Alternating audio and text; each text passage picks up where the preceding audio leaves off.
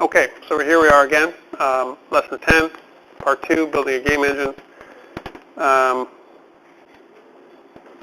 What are we going to do here? We're going to explore a high-level game engine. And again, this game engine is not like, for example, Coco's 2D, which is its own game engine altogether. There's other, when we say game engine in the gaming world, we mean things like Unity. We mean things like,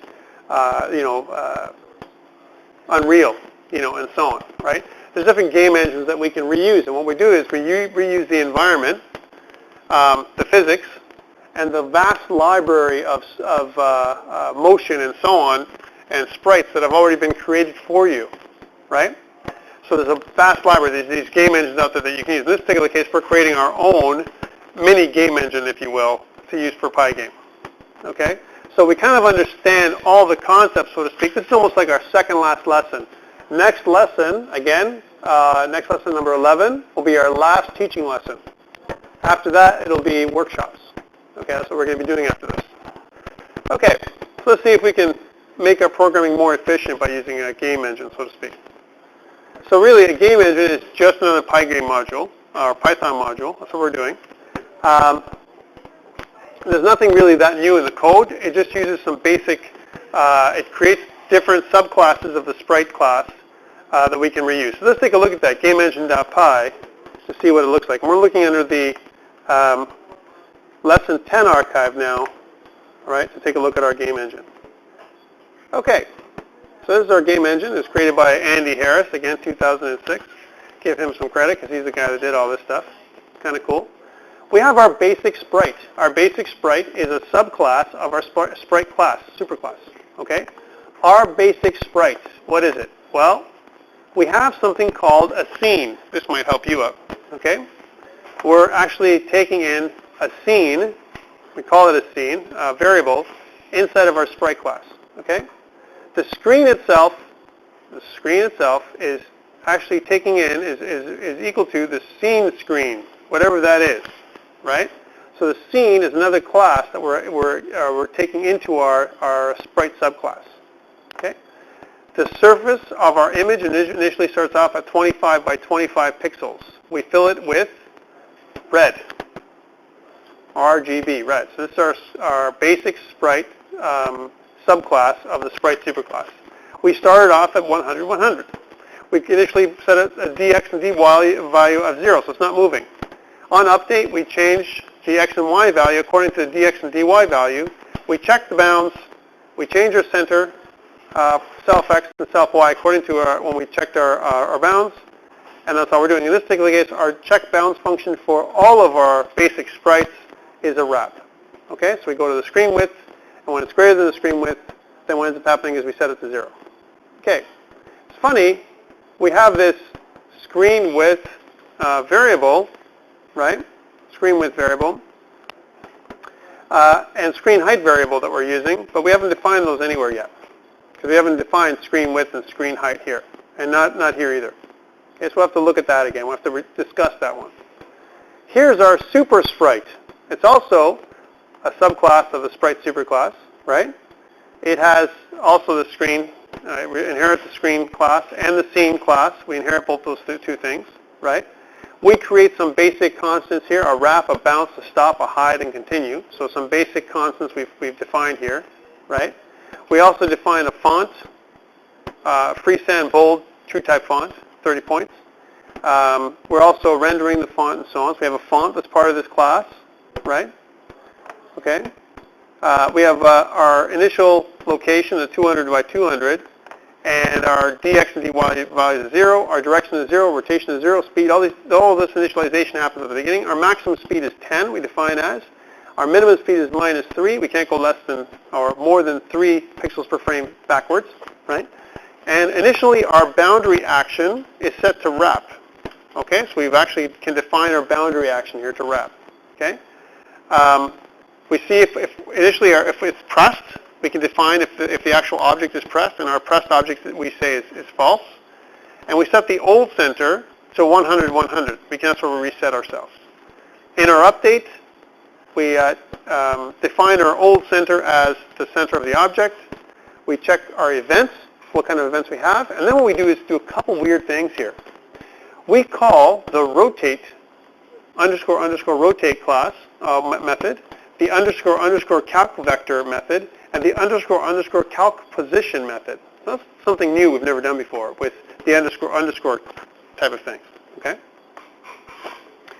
And let's kind of understand what that is. Check events, right? We overwrite this method to add your own event code.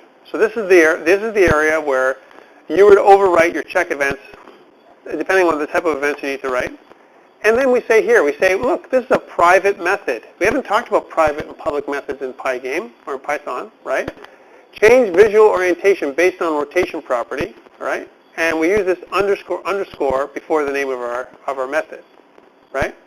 Again, we have our calc vector and our calc position. They're also using the _ methodology, right? And here's our check bounds, where we check to see if we're doing a wrap, and we check what type of wrap we're doing. Depending on the type of boundary, we do different. We behave differently. The actual object itself.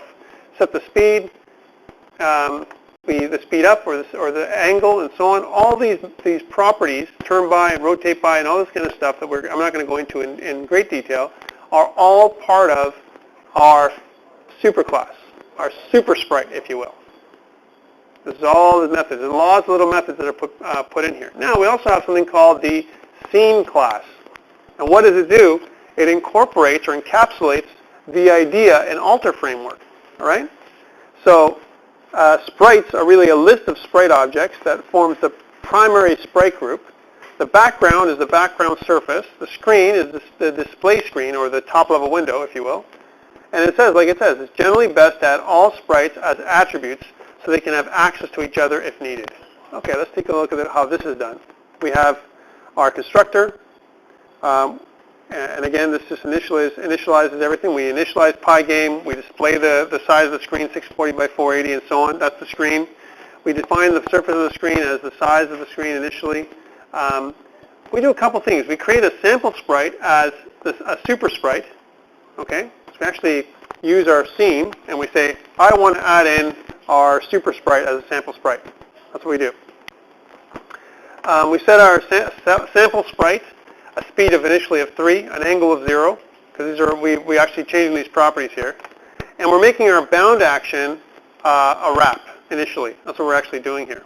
Okay, and then we're saying all the sprites, right? It's in a list of sprites. The first one is this sample sprite. It's part of our sprite group.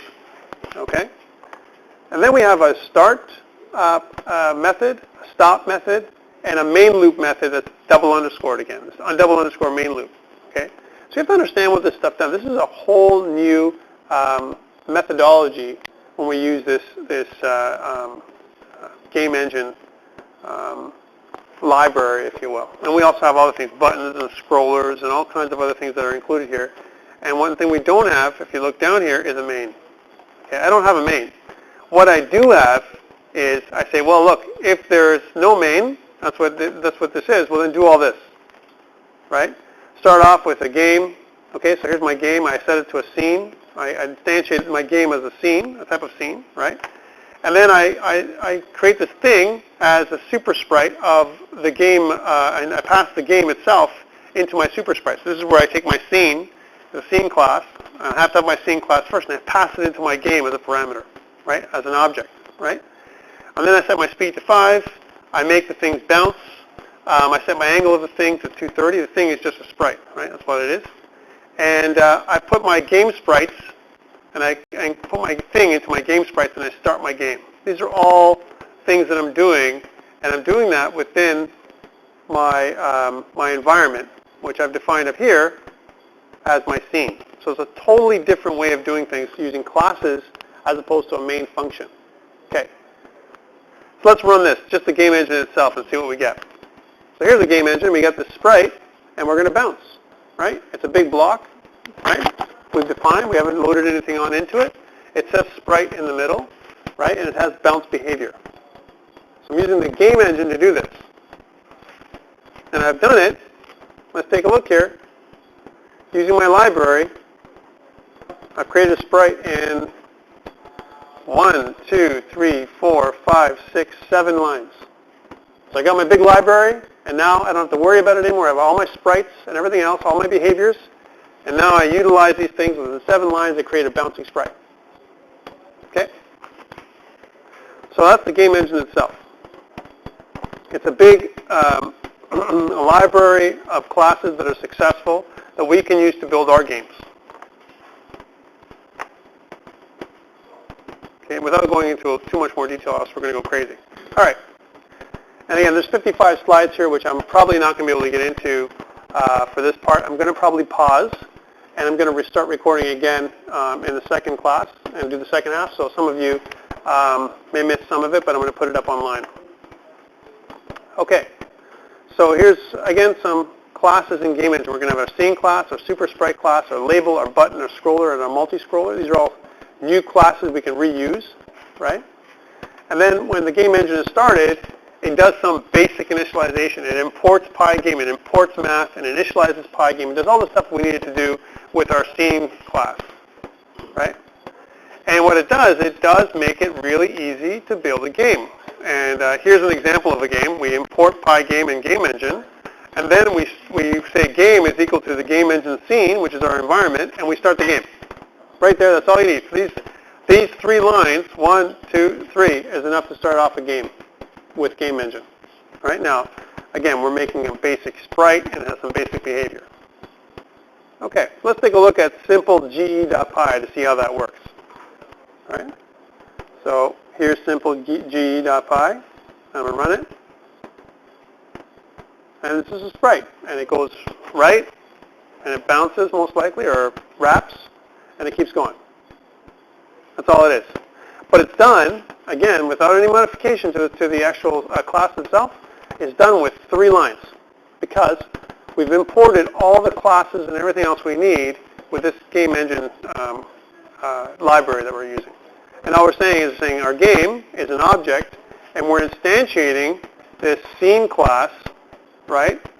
This new object from the scene class, right? And the scene class is this huge container that includes the sprite, the super sprite, the buttons, the labels, all the stuff we need to make it go. And then what we're saying is, well, let's use the start method of our game. And if you notice, if you go back to Game Engine for a second, and I'm just looking at the outline over here. So here's our basic sprite. There's a class. Here's our super sprite here on the right-hand side where my mouse is. Here's the scene class, the label class, the button class. All this stuff is part of our game engine. And when I go to my scene class, and I go here to start, right, here's what it does when it starts. It says, well, main sprites is equal to Pygame sprite ordered updates.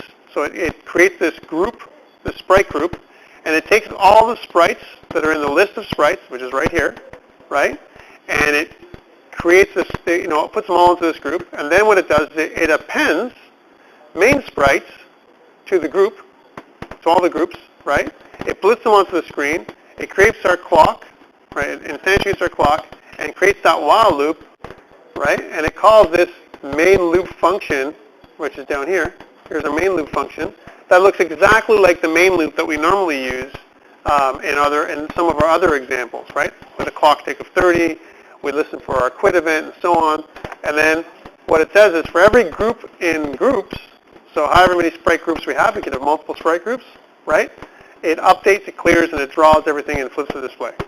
So really, it keeps doing this, right, this main loop here, until keep going is equal to false.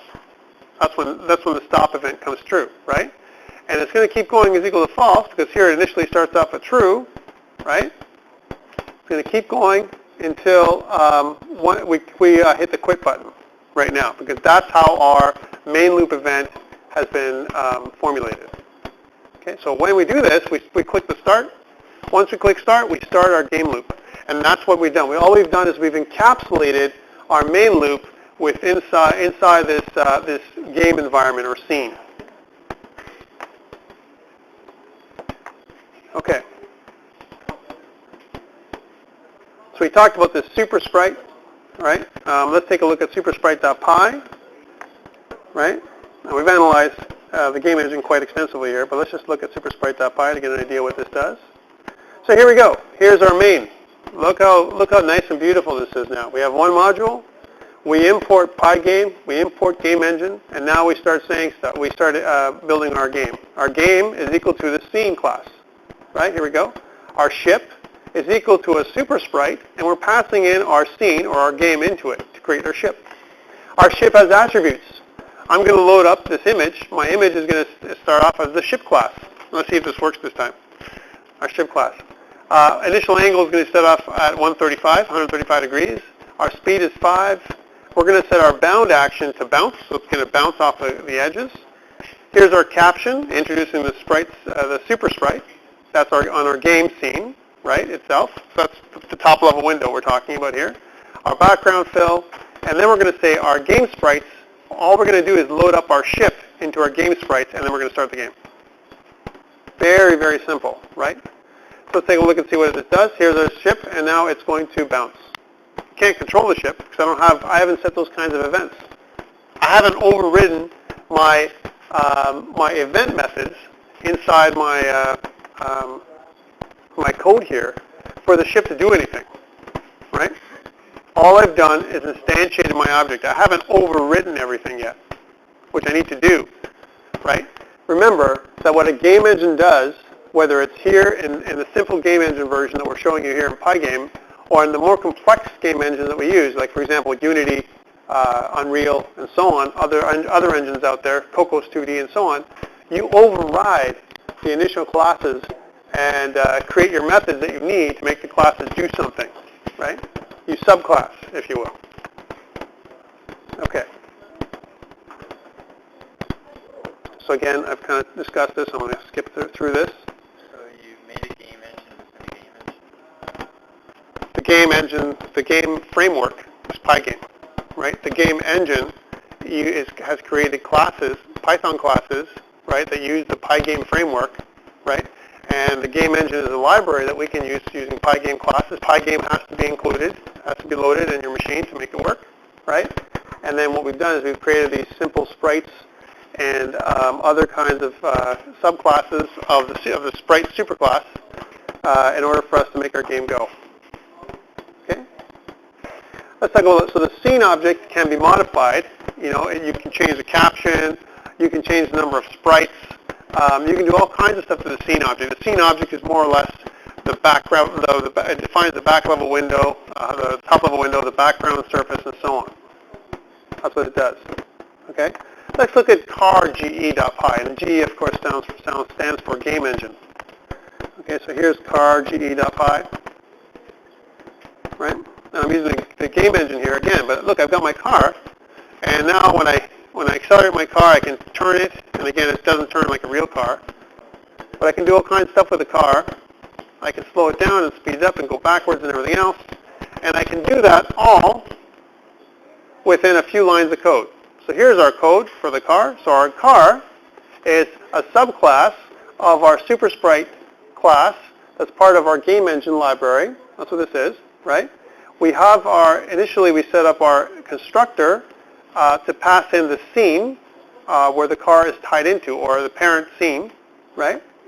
And we're also saying this. We're saying we're also instantiating the super sprite constructor. Here's the super sprite's constructor itself here, and we're passing the scene in there as well. We're passing the scene that's passed into the car into the constructor itself of the superclass, right? We're setting the car image to car.gif, and now here we're writing our check events method. We're rewriting it. We're overwriting it. We're checking for key left, key right, and we're using our turn by and speed up and all this kind of stuff. These different methods for slowing down and speeding up our vehicle. And then all I'm saying is our game is equal to the game engine scene. Our background fill is a certain color. We're instantiating our car as a car sprite that's linked back to our scene. And we're loading up our game sprites with the car as the only object inside of our group. And then we're starting our game. That's it. So all this stuff here is one class and a little bit of code to make our car function like this, right? Pretty good for a few lines of code because we're utilizing our game engine that's out there. All right, kind of cool. Now, some of you might say, well, hold on. Isn't there a disadvantage, Tom? Because we're using this game engine Doesn't it limit me to what I can do? And the answer is no, because you can subclass as much as you want and use whatever pieces of the game engine you want, right? Okay, so we made our custom car class. Again, it's a subclass of our superclass. We're rewriting the check events method like we said, right? And it's called automatically an update. Okay, here it is. And then we're getting input from the keyboard, and we're actually redrawing the car's path according to what we do. Okay, so that's, we started the game, and this is all it takes. All we're doing is we're loading the car into our game sprites. We're creating a game sprites group, which is just a superclass, or sorry, a group, sprite group, and we're updating all at once. Okay, let's extend it even more and extend the scene class with space.ge.py. Okay, hopefully this will work a little better than my space last time. All right, so here I'm running it. There's our ship, and then when I start moving forward, it accelerates, and it's a wrap. It's going to keep moving, if you notice.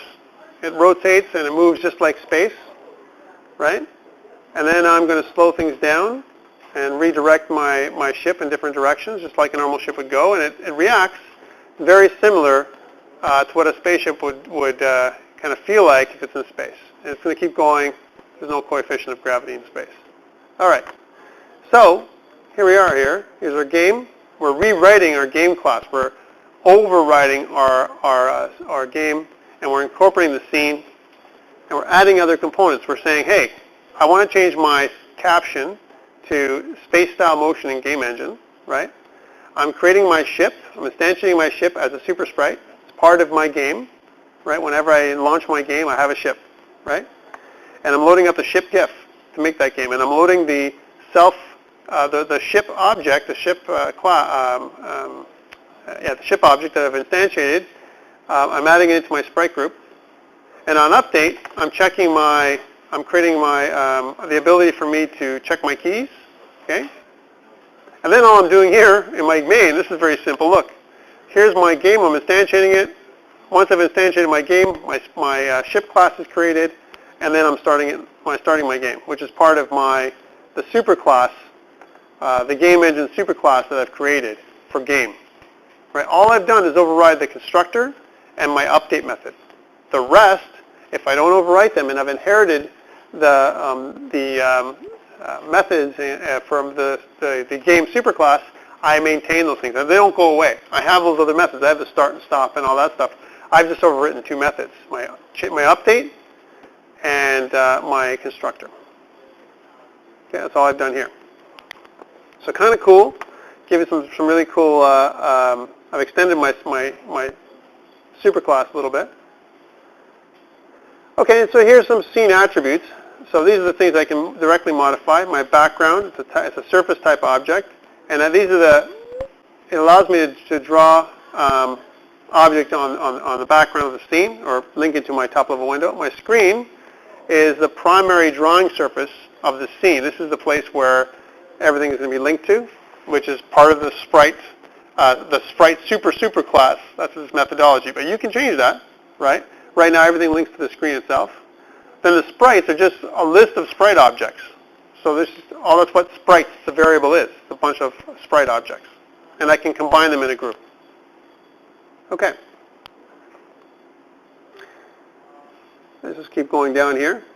So this is, this actual presentation is really cool because it outlines what an external document should look like if I was asking for a detailed listing of your classes. Like, for example, if you were creating a new class and I said, guys and girls, every external document's got to define, you've got to talk about all your classes in your external document like this. And by the way, some companies do that kind of stuff. This is the way, in some ways, the external document will look like. You have an external document with a description of each of your methods in the class and what they do.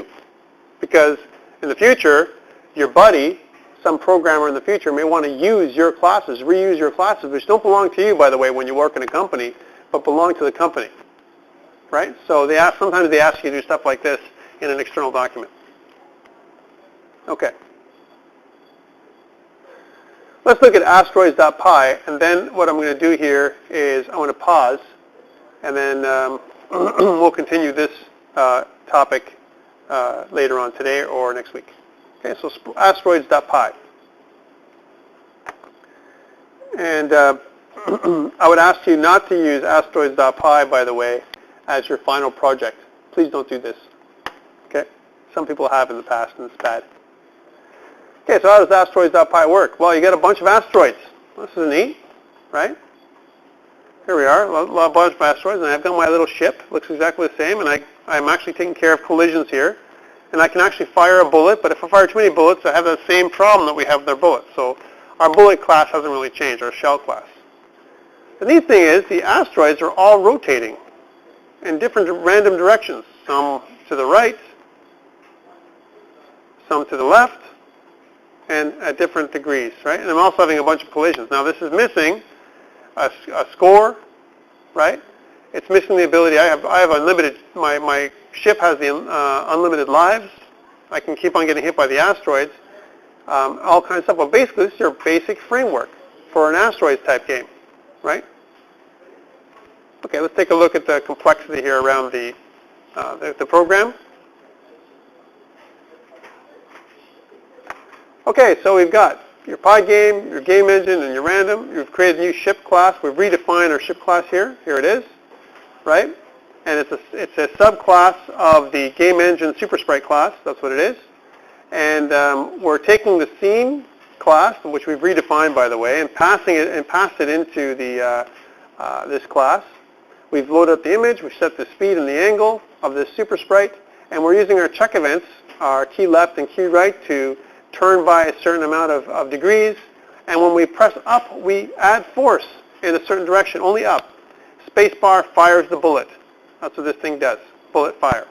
Okay, let's take a look. So here's our bullet. We've created a new class, a new sprite. It is also a subclass of the game engine super sprite class, so it has the same kind of motion and movement. It's all built in. I don't have to calculate vectors differently for this one compared to every other one, right? I load up the bullet. I transform or scale it to 5 by 5, and my bound action for the bullet is hide. So when my bullet reaches the boundary, it disappears, right? Because that's what I want the bullet to do, right? I reset the bullet every time I fire it, right? And again, we can modify this firing method so it makes more sense. I set the bullet speed to 12 initially, and I can change that. And then when I reset, I set the bullet off screen to -100, -100, and set the speed to 0. Okay? Here's our rock, right? The rock has an initial rotation, and so on. And this is how really, within a few lines again, I'm redefining my game engine. I update my game itself. Right, here's my update method. And then I run, my main is only 2 lines. Game is equal to game, and then game start. Right, so very, very simple main, and everything is done within the classes. And I've only defined, if you notice I'm just going to back out of here for a second. I've only defined a few classes, my ship class, my bullet class, my rock class, and my game class, and yet the behavior that I'm getting, because I'm importing my game engine, is quite complex for only a few lines of code. Okay, so again, I encourage you to use this kind of methodology when building your own game, but I'm not going to require it for your project 1A or 1B.